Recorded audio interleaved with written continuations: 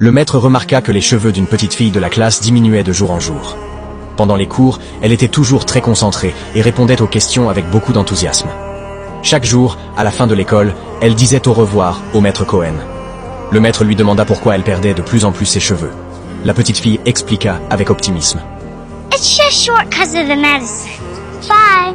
Après l'avoir dit, elle courut vers le bus scolaire, laissant le maître Cohen sur place, profondément surpris. La mère de la petite fille remarqua le comportement étrange du maître Cohen et s'approcha pour tenter de lui expliquer. Mais le maître Cohen avait déjà deviné la vérité à partir des paroles de la fillette. Il comprit que la mère n'avait rien voulu dire au début parce qu'elle ne voulait pas que sa fille soit traitée différemment par ses camarades.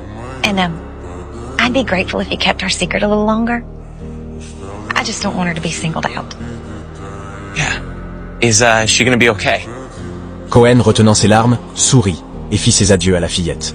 Dans les jours qui suivirent, le maître Cohen prit encore plus soin d'elle, avec une attention et une tendresse accrues. Même s'il ne pouvait pas changer son destin, son soutien et sa présence furent sans aucun doute un réconfort pour la petite fille et sa famille. La fillette était très obéissante et adorable, toujours le sourire aux lèvres. Elle confia un jour au maître Cohen que sa seule inquiétude était de voir sa mère pleurer en cachette dans sa chambre. La maturité et la compréhension de l'enfant touchèrent profondément le maître Cohen. Mais il y a des douleurs et des problèmes que même un enseignant ne peut entièrement résoudre. Tout ce qu'il pouvait offrir, c'était d'écouter, de comprendre, d'accompagner, et d'apporter à l'enfant toute la joie et le réconfort possible.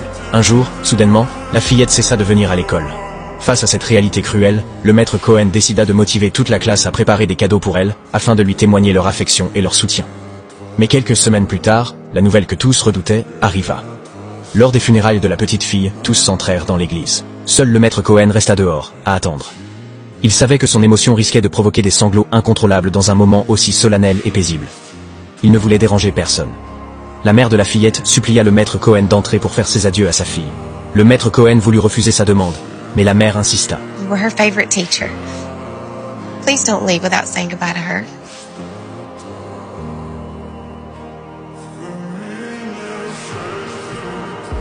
Alors, elle prit Cohen par le bras et le conduisit à l'intérieur de l'église. Les larmes aux yeux, le maître Cohen ne put s'empêcher de laisser échapper des sanglots. Mais dans cette situation, personne ne le jugea. Tous savaient qu'il y avait là un enseignant si bon, qui avait utilisé sa lumière la plus brillante pour illuminer les derniers jours de la fillette. Lorsque nous éclairons les autres, cette lumière peut aussi transmettre de l'énergie à ceux qui nous entourent, et à nous-mêmes. Cette lumière réfléchie nous revient avec sa chaleur.